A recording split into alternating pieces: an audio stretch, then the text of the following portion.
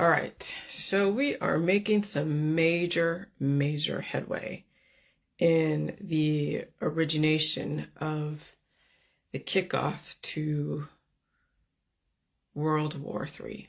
And so every world war and every type of reset and skirmish and realignment of the nations and peoples and cultures, it's all population control. It's all trying to figure out the right way to live with each other despite all of the differences. And the system figured out that you can't have too many people on this earth, or else they will eventually go to war with each other and even potentially do all-out annihilation, extinction level events.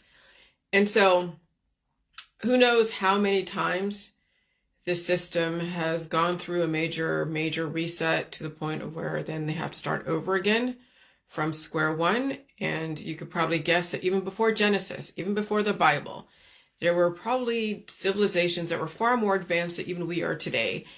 And there's no way to prove that, but I don't know how it couldn't happen, because everything is a cycle. We don't just all of a sudden one day think of stuff and invent something. I mean, yes, you build on stuff, but where did that stuff come from that you built on? Even the first beginning. And so, I mean, obviously we don't want to reinvent the wheel. Who's we? Well, the system. And so there's definitely some players out there that know that we've gone through major extinction level events. And I probably would imagine all of us have been around before in some way or another. And, you know, some of us had to do things over again. Others are just starting out. It's just hard to say. And if you even are allowed to tap into what you could think was your prior life, if you even think you have access to that knowledge. And that might require you're releasing so many demons. And you may never remember if you had any prior lives on this earth. And that's okay too. Okay? But I figured out, I knew something was wrong a long time ago. A long time ago. I just didn't know what it was. And your gut knows. Your gut knows. And so I figured out it was the 1960s in my time, which was the kickoff to World War III. Because, yeah, there was World War I, World War II, and then you heard about Operation Paperclip and all that. And then, of course, America is the last greatest experiment. And so even though 1945 to 1955, only 10 years, very far removed from 1776, the system already knew that we were going to be the last greatest experiment. And they had to find another land to go and bring a diverse amount of people to see how they can get along. I mean, that was the Revolutionary War. And Freemasons and all of that, and all the religions and everything else.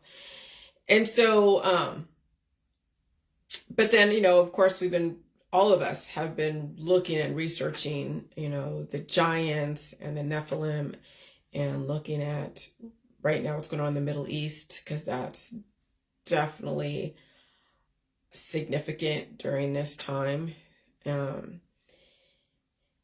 And then all the different demonology. Remember, I've been going over ectoplasm and the drug culture, fertility, sexuality, gender roles, and the wars that are going on right now with the resistance against the change.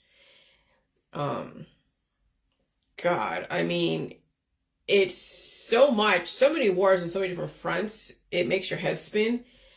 But I figured out that the only way you're going to save yourself is to understand the origination of what would cause an eventual death suddenly, and the origination of even the brainwashing, whether it's in politics, you know, it's just somebody's view on the gender roles and family and relationship and sexuality. And so, and then brainwashing around the religion, and then the science okay, which also the sciences encourage fertility, because that's what the V's are. It's fertility. Now, nothing is poison. I mean, fertility isn't horrible if you know how to release the demons. But our system hasn't taught people to open up their system and release the demons. So any kind of fertility, whether it's a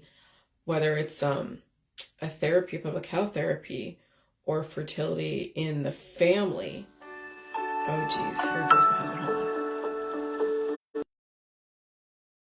Hold on. Fertility in the family and developing gender roles and developing expectations and the whole formula of getting your kids, up to a certain point, milestones, and competing with each other.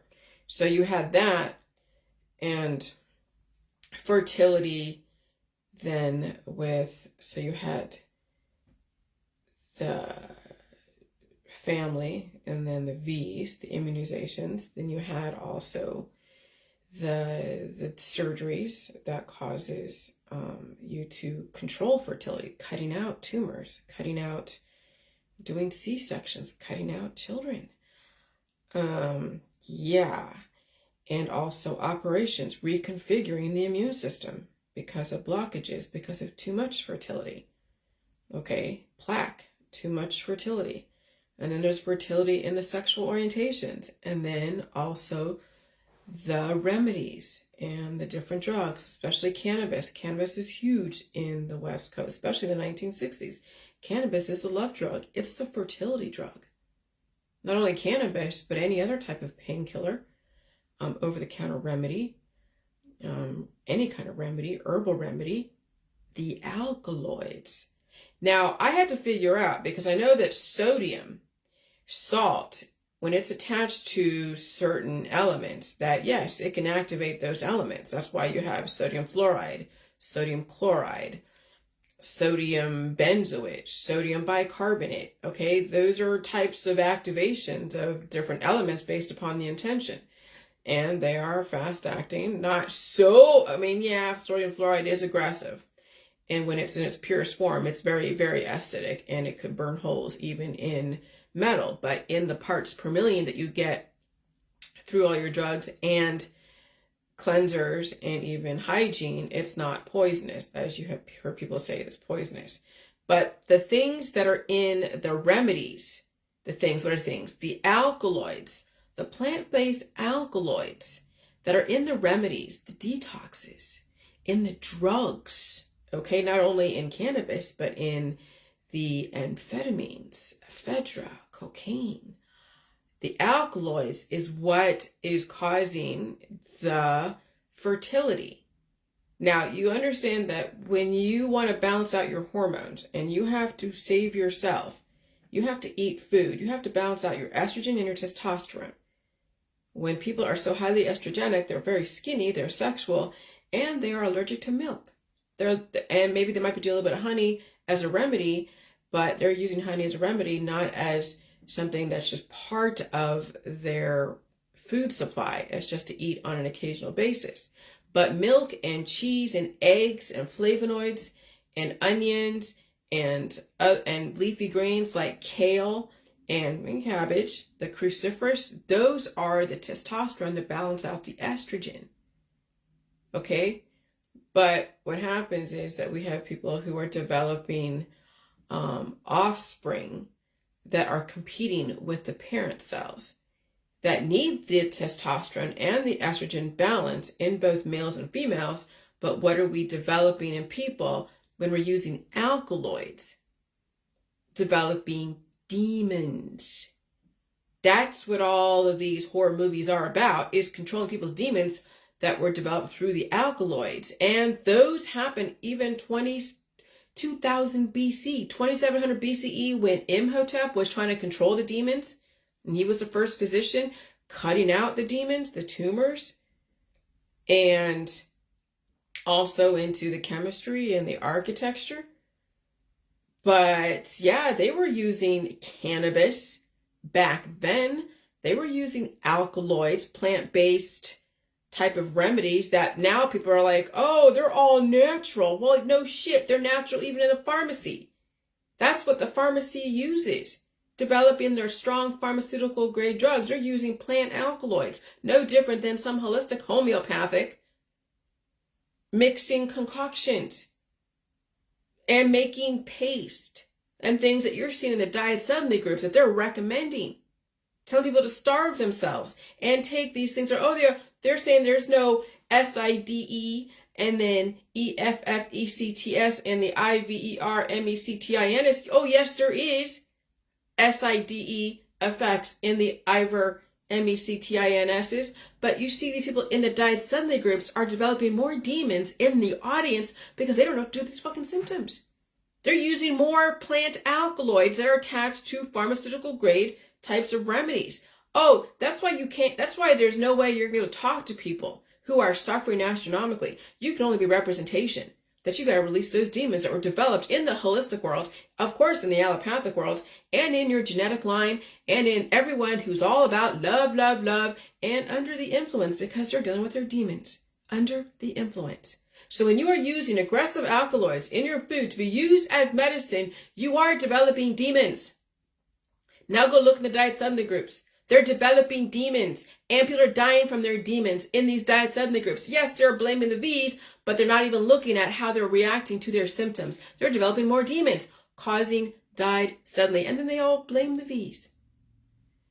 This is called alchemy and why so much disease and cancers and death in the population. People using food as medicine, of course, highly sexual and developing families of children, and disease and trauma. Trauma bonding comes from all medicine developing into demonology because people are incubating the demons within their closed immune system, developing died suddenlies and addictions, and of course, children. And they collect animals too, because remember, animals give off the oxytocin. No different than a cannabis high. No different than when someone has sex or has a child. Everything is natural. What is your actual intentions? And family comes from fertility of trauma. So during climate change, 1 person out of 20 could survive this great reset if that's even possible. There are some family genetic lines that will be totally extinct because none of those people in that family will survive their lifestyle, belief system, and their religion. And so an alkaloid is a naturally occurring organic substance that contains nitrogen and typically a ring structure. Alkaloids are basic and can accept protons in reactions. Alkaloids are large groups of chemicals that are made by plants. Many alkaloids have potential pharmacologic effects. Some examples of alkaloids include cocaine, nicotine, strychnine, caffeine, morphine, pilcarpine, atropine, methamphetamine, mescaline, ephedrine. Alkaloids are frequently found in the plant kingdom. Many alkaloids are valuable medicinal agents that can be utilized to treat various diseases, including malaria, diabetics, cancer, cardiac dysfunction. Alkaloids are usually colorless, complex, and bitter organic bases. That's why these medicines, even Chinese medicines, are bitter. They're using plant alkaloids. No different than those who are giving medicines to their children through the remedies world, the natural remedies world. They occur especially in seed plants and are typically physiologically active.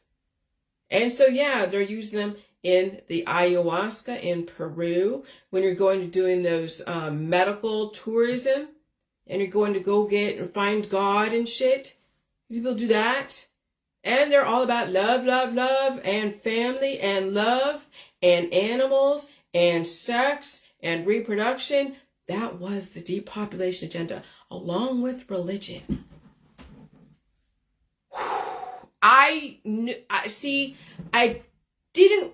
When I knew that there was an agent that was attached to, like a really active agent that was attached to inactive agents, I didn't want to say it was the salt, because it was not the salt that was activating some of these highly aggressive elements that are used in detoxes and drugs. There was something stronger than that, but I didn't know what it was. And I did come across alkaloids through my research in researching drugs and things like that. But it was not easy to find that connection. It was not easy to find. And I couldn't even tell you what exactly the first time I came across the word alkaloid, I'm sure it had to do with some remedy.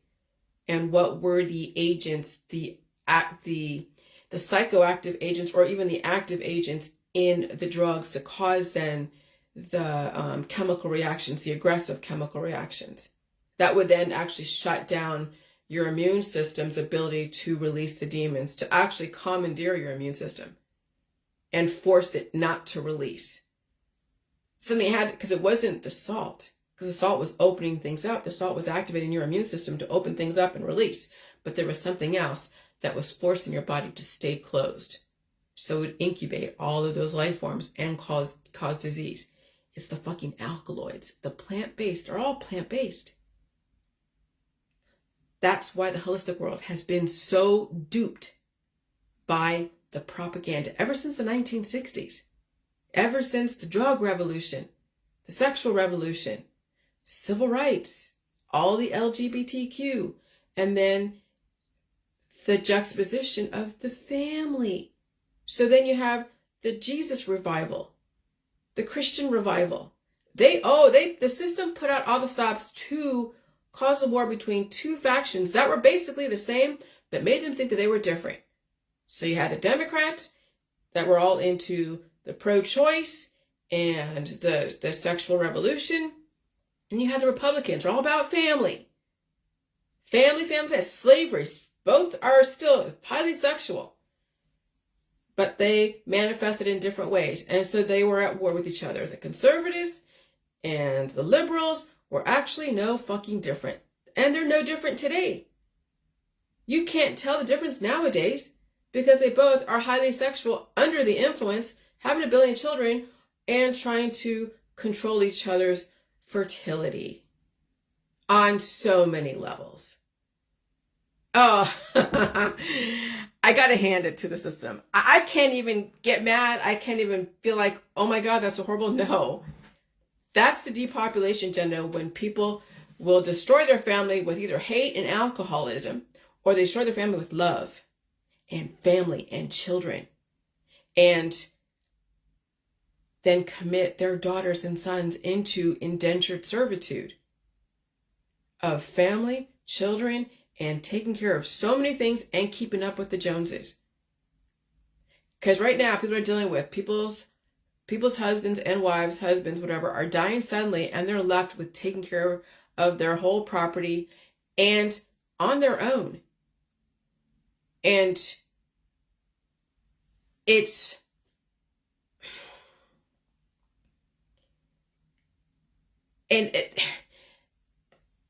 they wanted people to be paired up.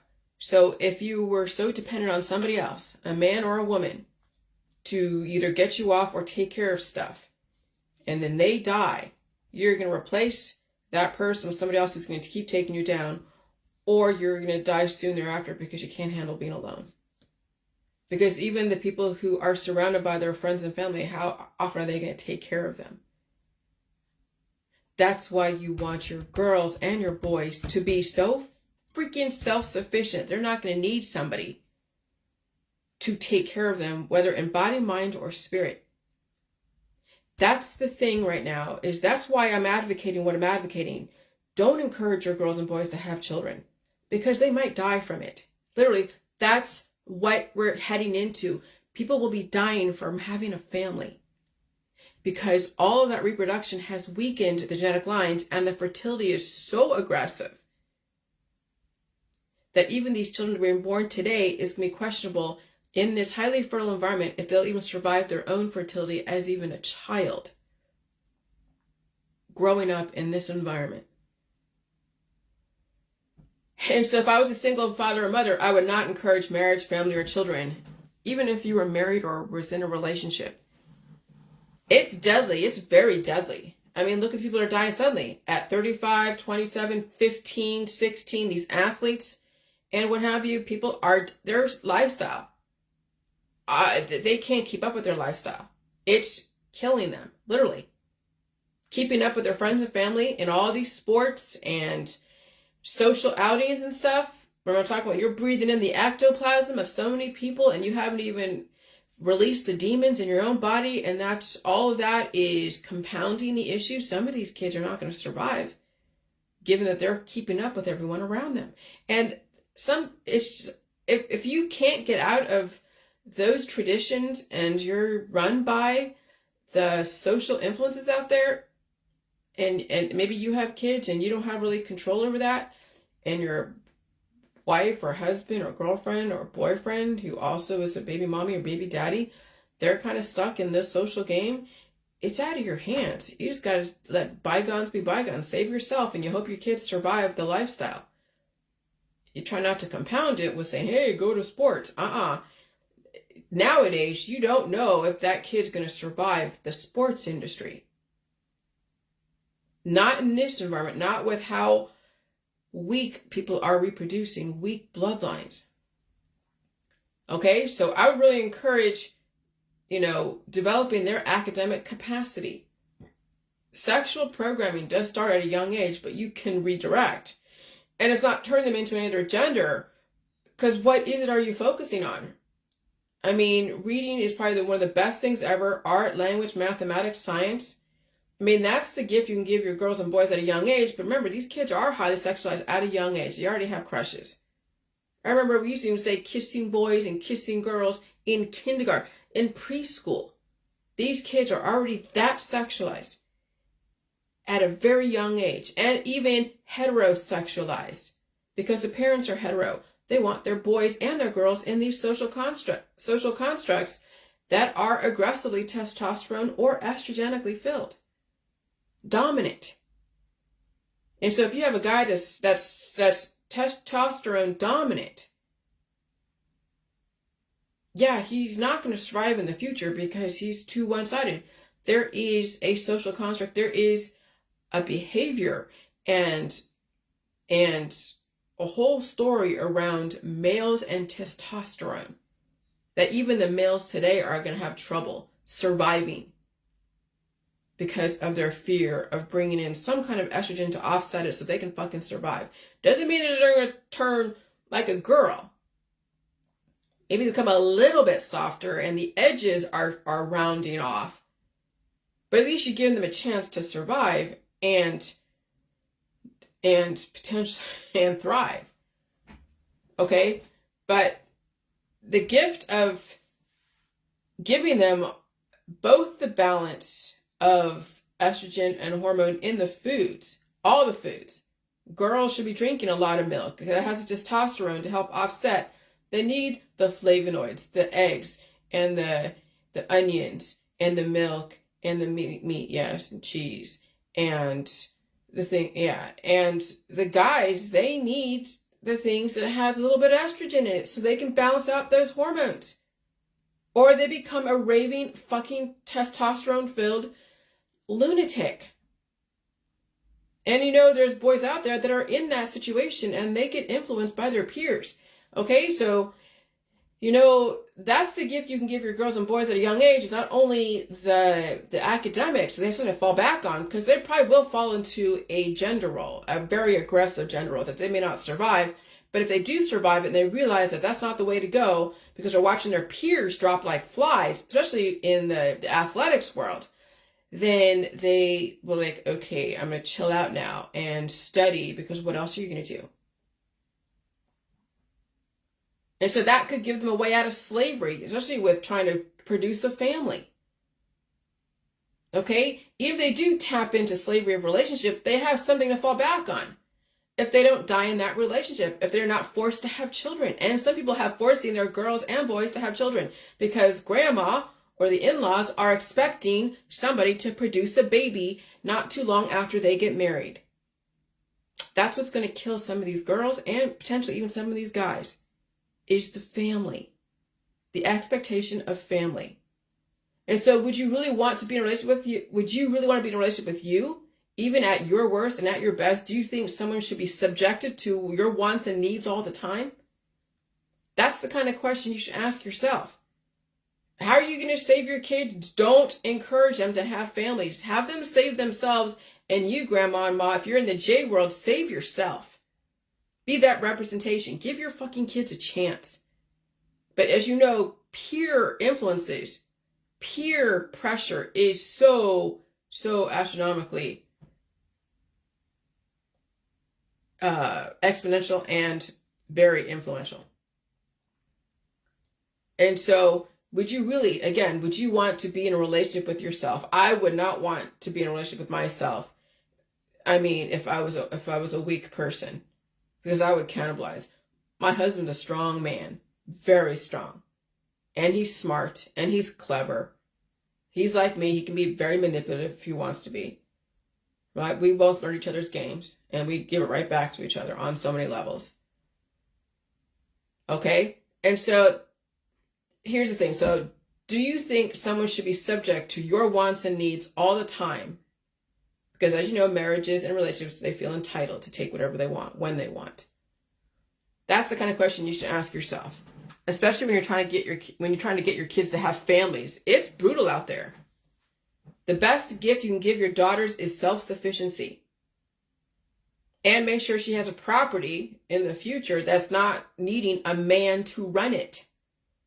Because if she's with a man and he dies and she outlives him, she's going to have to figure out how to run it on her own, and it might be too much.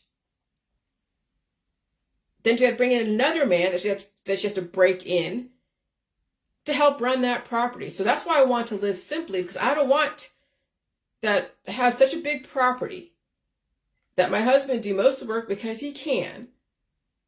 And then if something happens to him and I'm stuck now with the property, with the expenses with that property, plus all of the work and the maintenance. No, now women, you have to start looking out for yourself and your future. Don't take on more than you can handle by yourself. And assume in the future you'll be by yourself. Plus, if your man is going to break down and he's not going to be able to do so much work, you don't want to have him feel obligated to do so much to take him down further behind the eight ball. And so it's best for a woman to figure out how to simplify her life so she can simplify her husband's life or her boyfriend's life, so that way you have room to relax when you need to. Okay? And so women and daughters and sons need to learn how to be self-sufficient. Literally self-sufficient.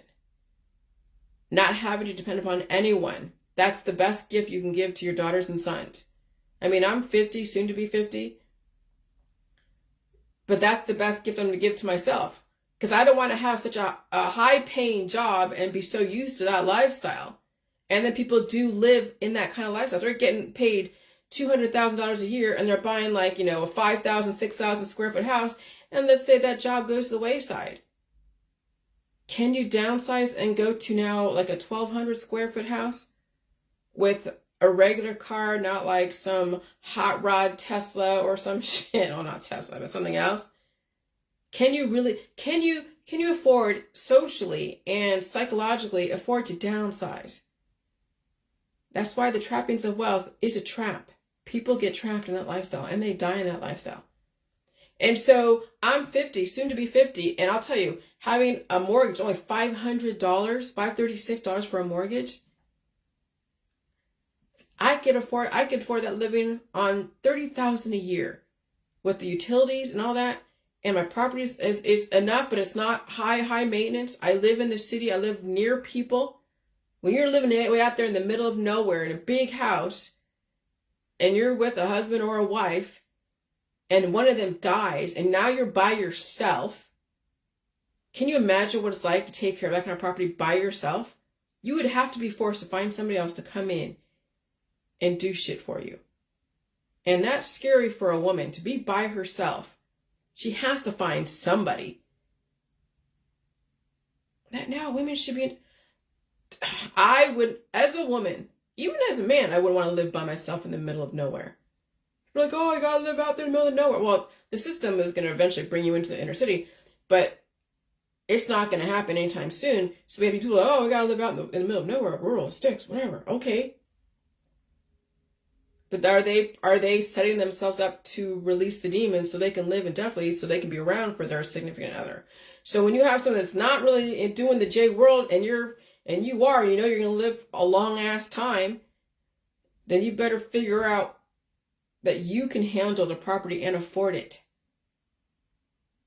I mean, this is thinking ahead, okay? And so I'm 50, soon to be 50. The best gift I'm giving to myself is learning self-sufficiency. I've already extricated myself from the 2/3 of the things that enslaved me. Part of it were the demons inside that I released the last 7 years, and you saw those demons. Literally learning how to be self-reliant.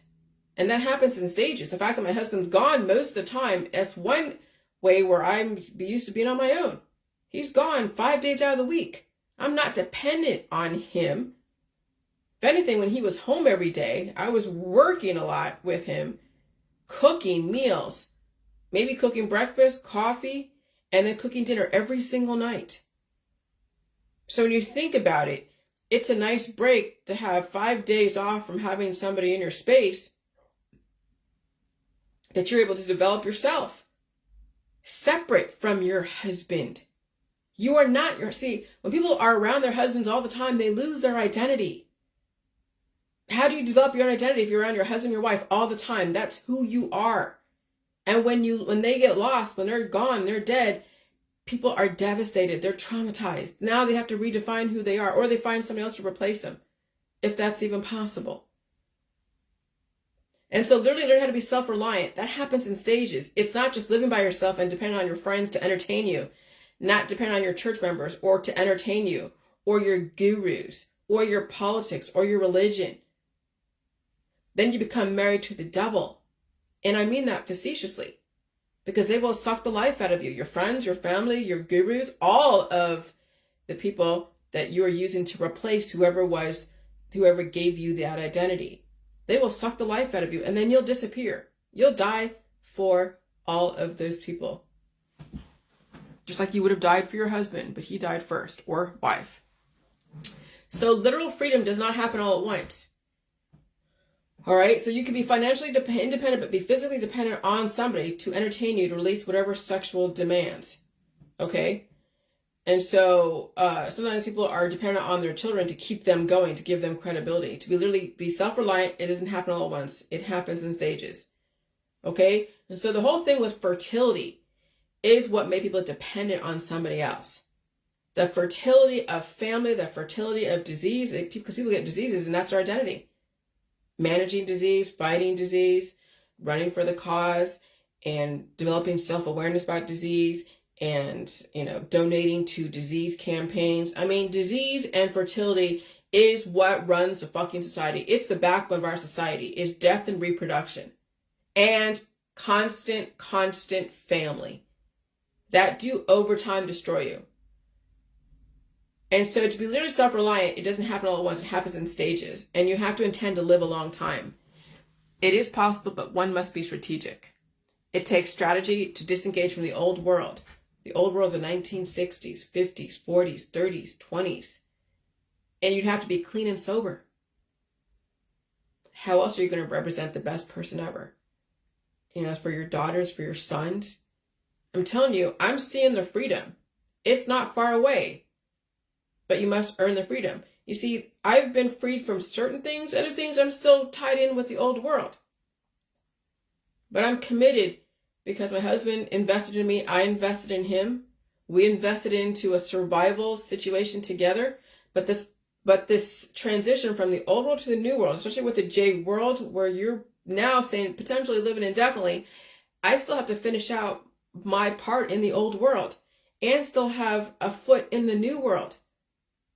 Shedding all of that dependency and identity, whether it's gender identity or marriage identity. I mean, I'm not saying I'm not a woman. I'm still going to say I'm a woman. But eventually, even that, who cares at this point? All right.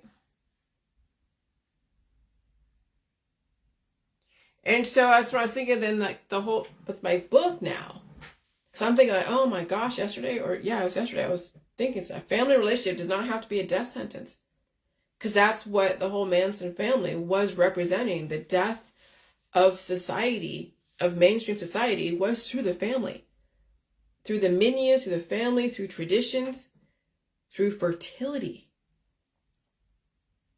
That's why you had the whole fight between the Democrats who were like, oh gosh, pro-choice, but all about LGBTQ and sexual revolution.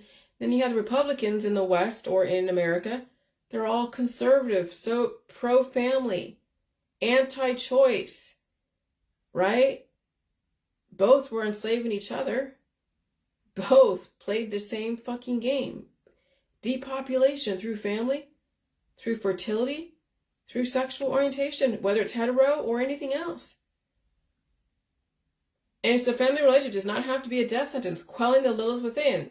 That says it all. This is where I'm now literally developing another title for my same book, because it is a working title production when you think about it. You've seen those production companies that put out movies, and one of them said working title production, which means they've probably gone through so many different titles to some of these movies that are out there. And that's exactly what you're seeing now. This is like a working title production. Not literally, not formally, but that's creativity. Is you have one idea and then, oh my gosh, no, another. That's what I'm saying. It's going to be 7 years before I get this next book out, because there's so many layers of programming that one must release. And you'll go through the layers of awakenings, revelations and awakenings, epiphanies. And so that says it all. Holy shit. Family implies someone dies, usually the parent. That is what the Manson represented. However, Sharon Tate and her unborn baby was also signifying that children were going to be sacrificed in the future. Now you're looking at all these kids are dying suddenly on the field, whether it's sudden infant death or kids going into the hospital, getting things sucked out of them, operations, remedies done to them. And also then when they're in high school and they're running a marathon or in a sports situation and they don't survive. Okay? And so Sharon Tate and her unborn baby was also signifying that children are going to be sacrificed in the future with their own family because they would be too weak to adapt to the lifestyle that they're in, because they didn't believe in climate change. They still wanted to be traditional. The deadly family sacrificing their parents and children to the system, and children being sacrificed to the system of remedies and surgeries and even traditions. Go play sports, Johnny, Billy, Susie. Go let your peers influence you to death. And the system is not going to stop you. They're not going to be like, oh, we're going to take away the sports program because you shouldn't. No. Remember, people were resisting the masks. They're resisting the Vs. You think they're really going to be okay with people taking away the sports program? Oh, no, we'll just watch all the different players in professional NFL, AFL, drop like flies every so often. In the basketball, drop like flies. And then the high school sports, drop like flies. Hey, whatever. People don't care. They don't know that things are changing. If they do know, they don't give a shit. It's not about... Remember, they're groomed for these positions. Some towns, that's all they do is play sports. That's it. There is no real academics. There's no strong academics in their background, not even in their family. That was never what they were geared for. They were geared for playing sports. And they will die for that lifestyle. And so, yeah, what if that doesn't have to be? That is the name of my book. Oh my God, well, I've changed a little bit of the book. But it is possible to be so free in a relationship without dying in it and not be so self-sacrificing to the point where your obituary said you were such a saint and gave to everyone in your community. And you still were enough for your husband and wife. And you did not have to take more than what they could give. Okay? You don't have to be that girl, boy, or non-binary that's so self-sacrificing that everyone just worships you. Well, people love that. People actually feed off of being that saint in their circle of friends and family. They worship you. And so people will die for that. They will die for the validation. I'm not dying for validation. You see, that's where the whole Corinthians and love is patient, love is kind, love is sacrificing, whatever. Love is doesn't boast, and you're not self-righteous, because that's a Pharisee, according to some of the people in Christianity. That's someone who's so self-righteous and so self-serving, and that's the opposite of Christianity. And so then Christians get sacrificed because they don't understand that you definitely have to be a little bit self-righteous. You definitely have to be a little bit selfish, or else your community will cannibalize the shit out of you, because love is patient, love is kind, love has no boundaries. Love doesn't boast. Love doesn't keep score. Love is just, hey, just walk all over me. I'm open. Hey, just feed off me. I'm not going to resist. That's what love is in Christianity and in Corinthians. That's what was weaponized against the Christians. Do you not realize that? And the Pharisees weren't bad. That was just two sides. That was just the other side of it, because you had to balance out being self-righteous so you can understand how things work, and then also have law and order. And then you have people who are like about the matters of the heart. The Corinthians, the Christians, matters of the heart. And then the matters of the heart got weaponized through the love drugs, the family, the music. Oh, I've been around some born-again Christians who had used that word, the word Pharisee, whether it's on me or what they were demonizing as an enemy against them. Oh, they're the Pharisees. They're the Pharisees. That was the whole Apostle Paul that developed the Corinthians. Was it chapter 13 or something? And he was once a Jewish Pharisee, allegedly, and then he converted and switched sides. And then that's where Corinthians, the whole love is patient, love is kind shit came from. Yeah. That's the Abrahamic patriarchal religions. They're not bad, but they're balancing out both sides. And if you have to understand what's going on here, you have to understand what storyline's being played out. And if you don't get it, that your religion, your belief system, everything that you had stood for many years, and it was accepted, of course, because you had at least 82 years, right, to work through those programs. But now the environment's changed, and your love is patient, love is kind, have a big family is actually going to shorten your life. It's actually going to destroy your children. It's going to destroy you. But the system back in the 1960s and 50s and 40s were anticipating the change was going to happen. They got you so programmed into that lifestyle and belief system that for someone to actually change, it would be almost impossible for them to even reconsider that belief system. That's some that's some heavy shit. So family does not have to be a death sentence. Marriage and relationships do not have to be a death sentence. I will think about this. The title needs to be shorter, but this is the gist. And so having a family does not mean grandma or children should die. It doesn't have to be a death sentence, but it is because bloodlines are breeding weak children who cannot adapt. Bloodlines need to be stronger, literally stronger. I will think about this. I have at least 7 years. All right, what did Kim say?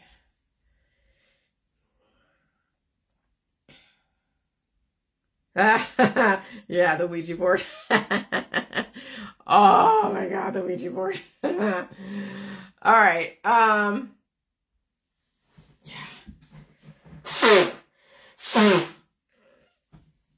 And so under common law, and according to the definition of this, defamation, deceased individuals cannot be defamed.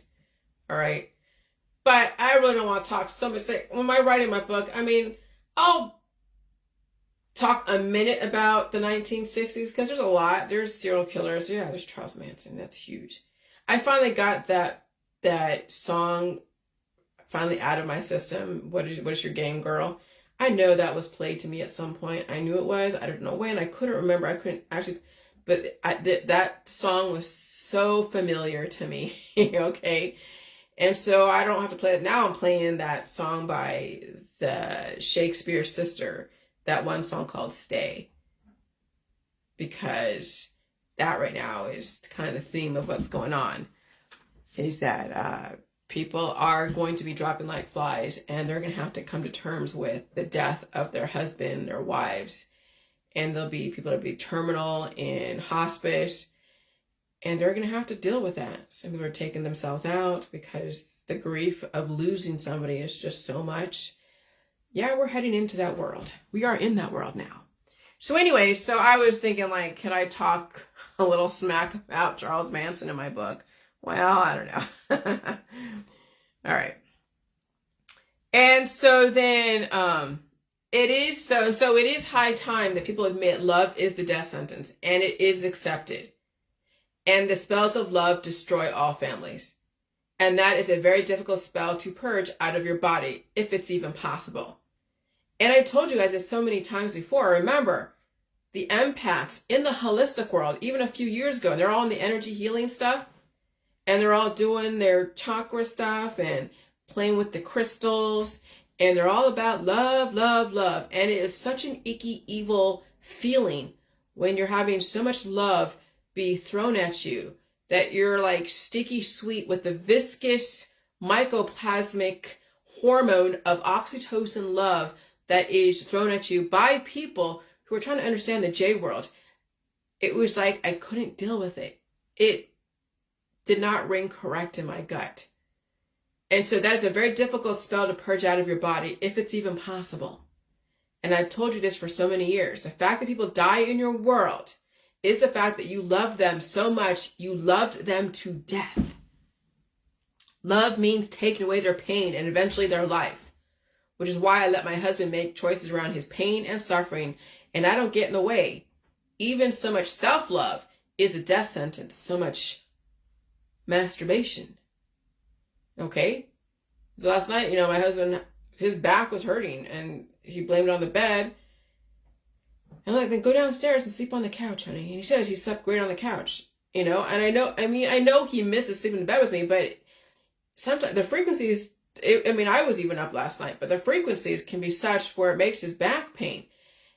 And the couch is the only thing that can kind of give him some relief. And I would rather him sleep on the couch and get a good night's sleep than toss and turn in the bed with me. But even I was up last night and I was listening to movies about the 1967 Summer of Love and listening to stuff about the NAGAS, which is the Hindu Nephilim, and so I know the Hindus in India, they had their own pantheon, same thing, Enki.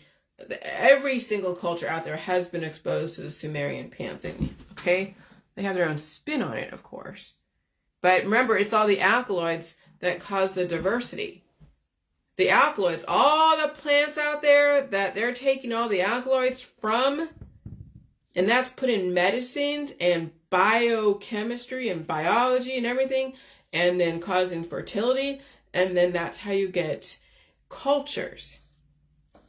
Where did Indians or Hindus originate from? Well, you can see everything came, if you trace everything back far enough, we're all related, but it's all the alchemy that caused the diversity.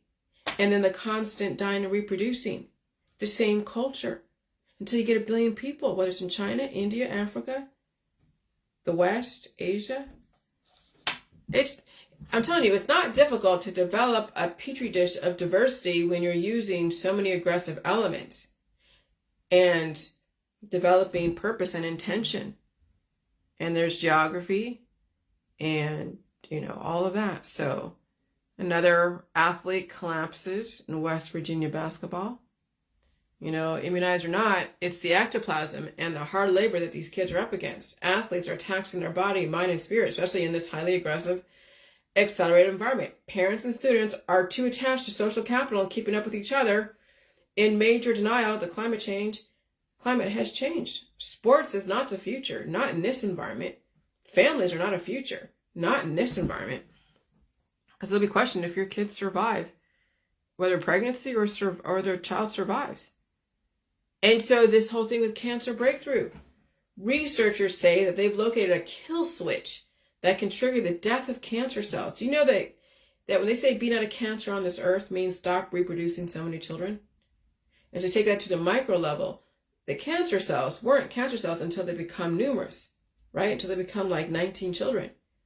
But you have one kid, that's not cancer. When you have 18 more, that would be called a cancer because that's a lot of children in a small amount of time. So imagine when you have a kill switch that any kind of new growth in your body gets killed. That new growth could be the birth of you and your evolution. That's what cancer is. It's your evolution out of control. That you couldn't manage the growth of the old world and the new world, and it's also taxing your vital organs. And so that's why people get oncology and surgery and all these other things. And then there are children that are not allowed to evolve the parent, like in the body, to make them relatively stable and young, right? Then what happens, the immune system is not allowed to release the demons, so those kids, right, become localized and turn into a tumor. They turn into so many different growths. And so then when you have biotech program your body to destroy the children in your body, which is basically your juvenile cells that need to be trained to replace the old parent cells. Like when you have a heart issues and you have old parent cells in your heart, and so you have juvenile cells that are supposed to be coming in and learning the job and then taking the place like an apprentice to journeyman, right? No, now the system has programmed the body to destroy any kind of new growth. So then people will actually die. They'll age out, but they'll age quicker. No, they won't get cancer. They'll just die suddenly. So cancer breakthroughs. Scientists at UC Davis Comprehensive Cancer Center in Sacramento, California, and I used to live out there, okay, have identified a protein on the CD95 receptor that can program cancer cells to die, as detailed in a study published in the journal Cell Death and Differentiation last month. And then what did I say in response to that?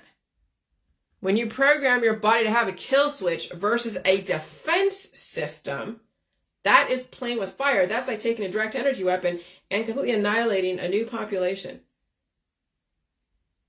That's playing with fire. You have an immune system for a reason, and you have to release the process. You have a release process. So that is scary. Fast-moving growth means that the parent cells are not strong enough to push out the chaotic kids and develop its own self and get those kids up to speed in replacing them. No. Now what's going on is fast-moving growth means the parent cells are not strong enough, so they're weak anyways, to strong enough to push out the chaotic kids. So the system programs the kids to take themselves out. They program the body to destroy those children. No different than you causing infanticide in your family. You have a baby, you can destroy it. That's essentially what the system's advocating at the micro level for you as a person. No different than telling the system your kids it's time. No different than the system telling your kids it's time to go. Programming them to pass away. It's like destroying your family. The children in your family, who could be programmed to keep you alive or keep themselves alive. But you can't tell people this because they don't know what cancer is. Again, cancer is like having children. Infection. And those children could work for you or work against you. That's why I showed you those pictures of family and then impetigo and infection. That's essentially what family is. It's basically an infection of microbes that are all intelligent. And so you're the one that determines the life of that child or the death of that child.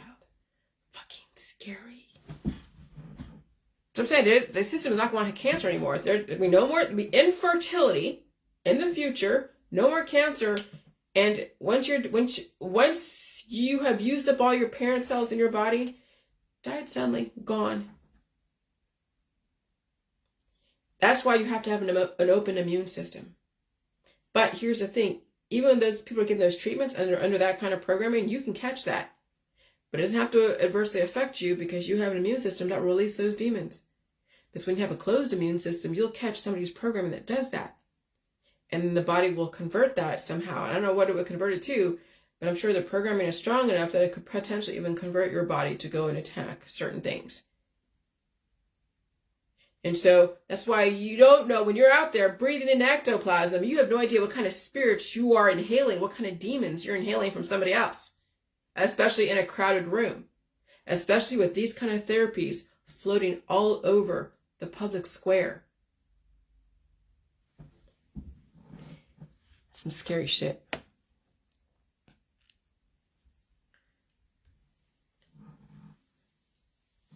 And so 1960s, 1970s, Summer of Love and War, the Sumerian pantheon started using alkaloids developing demons. And I bet you that was the primary reason why surgeries were so necessary because of all the growths. So Imhotep, right, he was the first physician back in 2700 BC. He was a chancellor to Pharaoh Dozier.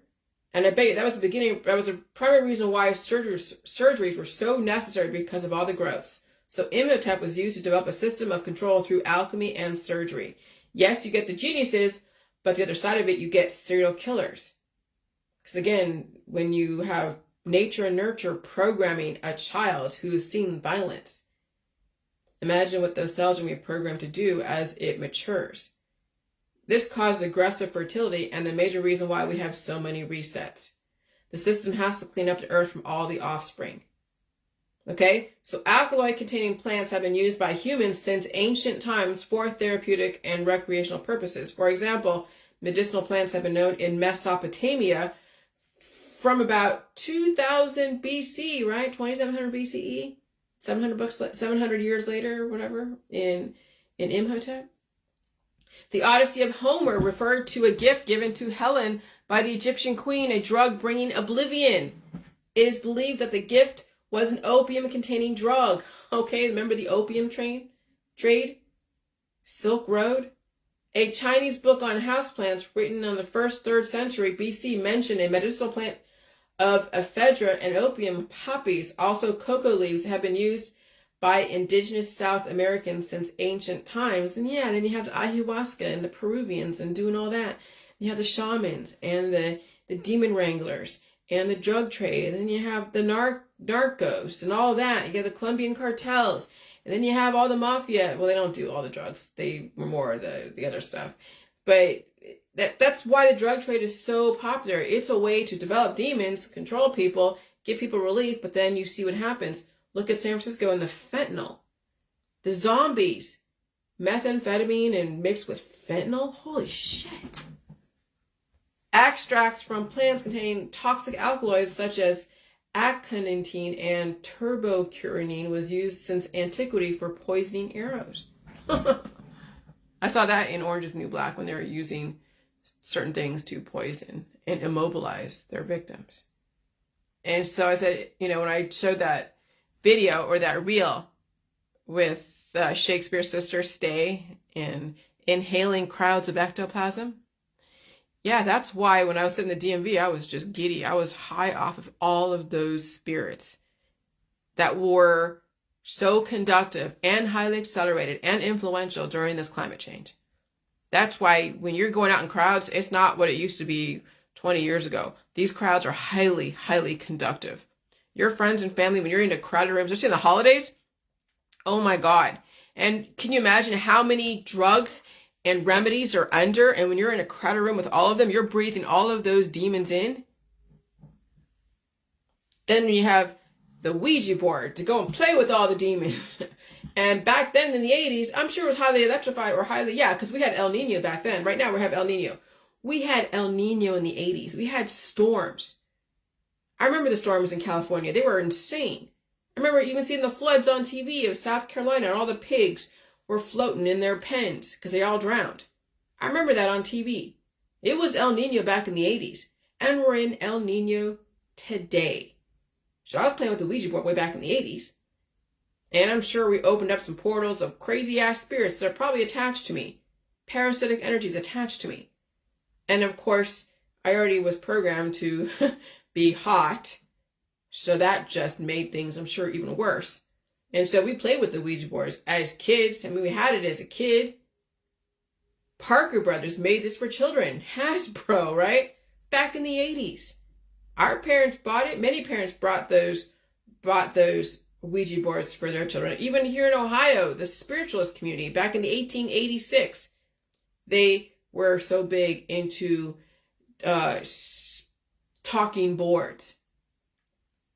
And you have to say, oh, wait, you're moving it. No, let me tell you, I felt the force of it, whether it's through me, yes, because there's through you. You're being controlled. You're like being commandeered. I'll just tell you what the feeling is when you're actually playing with the Ouija board. You're being commandeered by a spirit that found a way to wrangle you and bring, and you and the other person, it was me and this other chick, she was Hispanic, and she was in the continuation school that I was in, and we went to her house to go hang out before we went home, but we made our own little Ouija board, and it was made of paper. And my other friend, we made a Ouija board, and we were playing with it. And we had our own issues as 16 and 17. Can you imagine 17-year-olds who were just totally, not even, oh my God. And you could feel the force of it. You could feel the force of it, like something controlling your hands and taking it to yes and no and A and B.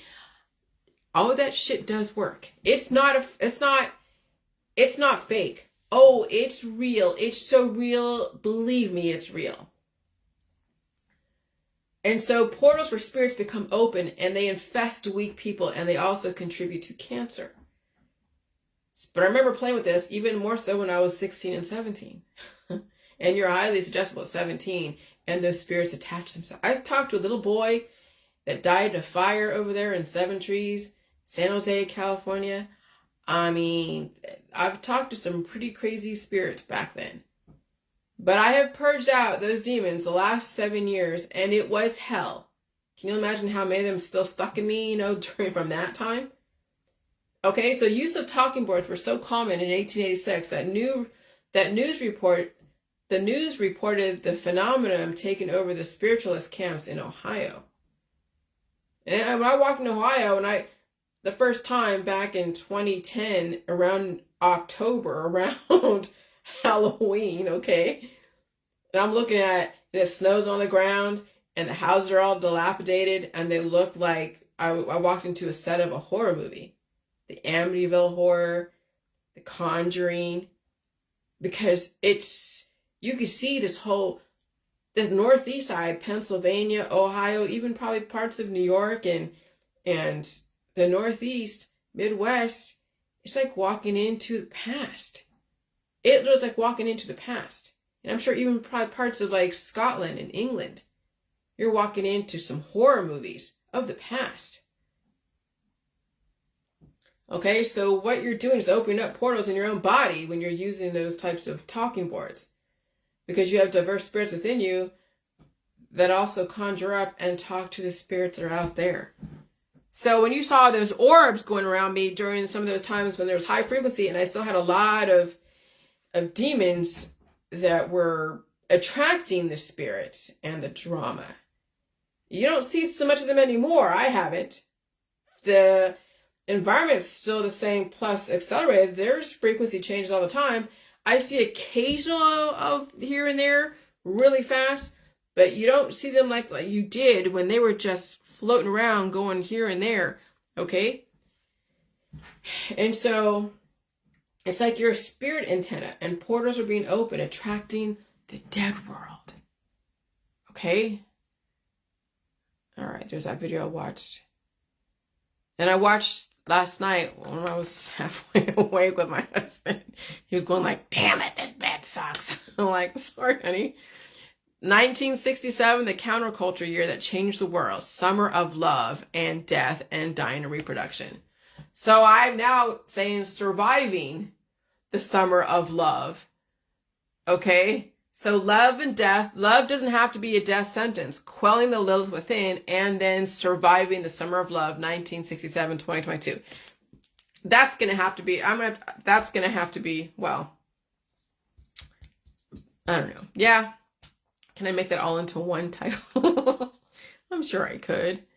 So love doesn't have to be a death sentence. Quelling the Lilith within and surviving the summer of love, 1967 to 2022, because it was the summer of 2022 where I could have died that summer, because the mycoplasma was so much. If I hadn't pulled out that crap, if I hadn't known how to pull out that crap and I kept that crap inside of me, who the hell knows if I hadn't pulled it out. And so that was the summer of love of 2022, because that was the fertility. From 7 years before I was born, 1967, I came into this world from an aspect of the Cold War, which was the Vietnam War, and there was a war here in America that I was going to be used for in the future, if not even then. Okay? And so 2022 minus 1967 is 55 years later. And so 1967 was 7 years before I was born, 1974. I arrived in America May of 1975. Vietnam War started November 1st, 1955. Okay? And so the Vietnam War, also known by another name, was a conflict in Vietnam, Laos, Cambodia from November 1st, 55 to the fall of Saigon on 30 April 1975. It was the second of the Indochina Wars, and it was a major conflict of the Cold War. So there was a movie called Indochine, which I saw that. Okay, some pretty crazy stuff. And then you have the 1950s. Extreme gender programming. Cary Grant is, even if Cary Grant was gay, he contributed to the gene pool, right? Because he had a kid. Cary Grant, well, those are all the icons of Hollywood back in the 1950s. And that was starting of the war between the sexes. And then the offspring were going to be used again like they did in the 1960s and 70s, 80s, the 90s, 2000s. And I've seen today what's going on. Some of these stars like Britney Spears going off the deep end. Yeah. America, the last greatest experiment. Or some of these stars that were groomed to be so hot and sexual were then princesses for like Prince Rainier or Prince Harry, Meghan. She was groomed to be whatever in Hollywood. They have their own stuff going on. And so then I was thinking about, I don't know, just something came to my mind to say, Jesus is just all right with me. And I was talking to my husband about like, man, you know what? The Christian revival, that was used as a weapon. That was the whole love, drug, everything. The love was weaponized. Christianity was weaponized. Everything was weaponized in the 1960s. So Summer of Love, the beginning of World War III, holistic, and then HOLOCAUS. All demonology control. The system had to. Love was weaponized in the 1960s during the Christian revival. They turned love into a drug, a death sentence. Okay, so they had the conservatives, they're all about love and family and having a bunch of children, enslaving the wife. And then they had all the LGBTQ, and those are like pro-choice, but still sexualized. And they were still victims of premature death and fertility and cancer and disease and drugs and sex and love. And so that's why even some of the gurus that are all religious, whether it's Christianity or whatever, also were highly sexualized. And that's why you had some of these cults that are Jesus cults, that some of the cult leaders were highly sexualized. Okay, they all came from the same thing. And so love was weaponized in the 1960s during Christian revival. They turned love into a drug, a death sentence, music, drugs, fertility, sexual diversity, the population control methods. And so I was Googling the cannabis love drug during those times, the love hormone, love drug. Praise be the stoners, right? This may add much needed weight to the decriminalization and argument. Researchers at the University of California have discovered a link between love or hug hormone, oxytocin, and the effect of marijuana on human behavior that improves interpersonal bonding. Well, of course, oxytocin triggers the release of a chemical called the bliss molecule, or anandamide, which helps to activate brain receptors and increase happiness and motivation and, yes, orgasms. Testing this with animals showed that mice which were given the marijuana, which stops animating deterioration, reacted as they enjoyed spending time with their mice mates much more than mice that were served with a placebo drug. And so you see then the dependency. And even animals bring up oxytocin in people. That's why people get addicted to animals, children, each other, drugs, music, togetherness, family. That was all demonology control, okay? The Jesus movement was an evangelical Christian movement which began on the West Coast of the United States in the late 1960s and early 1970s and primarily spread throughout Northern America, Europe, and Central America before it subsided in the late 80s. Oh, it's still going on. Love is patient. Love is kind. Here's the Corinthians. Love, it does not envy. It does not boast. It is not proud. It does not dishonor others. It is not self-seeking. It is not easily angered, and it keeps no record or wrongs. And I remember the Wedding Crashers and what's his name? I forget his name. Owen Wilson and the other guy. Oh, that's okay. They're like, I bet you they're going to say Corinthians. And yes, the girl, the bridesmaid, said Corinthians. and then I watched 16 Candles. Okay, just the other day, and it was an 80s movie where they're really spoofing marriage and how they don't take marriage seriously. The chick she was under the influence. Okay, she was like this airheaded sex bomb that getting married early to a mafia guy. This is 16 Candles. And she's under the influence while she's getting married, doing her vows, just falling all over the place. Oh, the system even knew that marriage was something that wasn't really sincere. It was just a programming that he knew was going to be eventually like completely gone the other direction later on. But they were already programming you to see that, yeah, marriage was not something that was sincere. It was just a programming to get people to destroy each other. And it was not something to take seriously. That's why you see 50% divorce rate. Because the drug of love wears off. Then what else do you have? Okay? And so then alcoholics can destroy a person with hate. Cannabis makes you love people to death. Both make you fertile, contributing to more diverse ectoplasm and alkaloids, and then died suddenly. And so, yeah. I mean, that's... And so really this book is going to start off even 7 years before I was born. So that's why it can take me a while to write this. I got to figure out what I'm trying to say, because at this point, I can't, even between now and 2030, there's no way I'm going to save people who are already too far gone. They're already programmed. They're too far gone. There's no way they're going to change. There's no way their friends and family are going to allow them to change. So you have to watch the programming run its course. And that's essentially what it is. It's you're watching the programming run its course. But some of you who have a chance, who are not too influenced by people, you have to understand the power of ectoplasm. When you're walking into a crowded room, yeah, you can wear a mask, but who wants to wear a mask nowadays? Now you literally have to watch where you go. And when you're around so much diversity, you're going to feel it. You're going to have a head full of environment, and you better have what it takes to release those demons. If you don't, those demons will metastasize. And they will turn into something aggressive or die suddenly if you haven't released other demons. And so now more than ever, you have to take what I'm saying seriously if you want to save yourself, especially in the jade world. And if you're taking all the different remedies and things of that nature, you're just developing more demons in a highly, highly electrified environment. And so you're going to have to choose.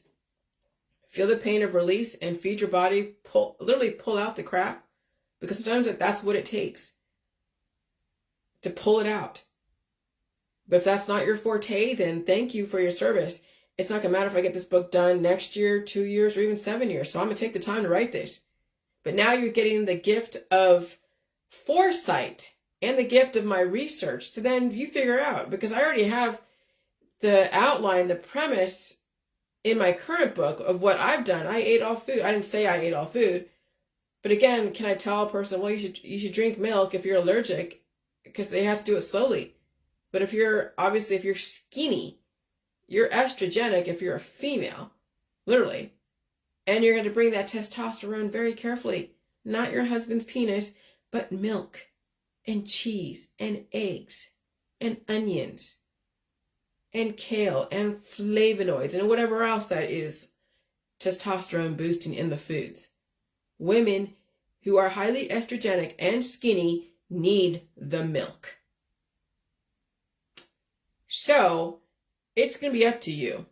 But at least, if anything, release those demons the way I have in my book.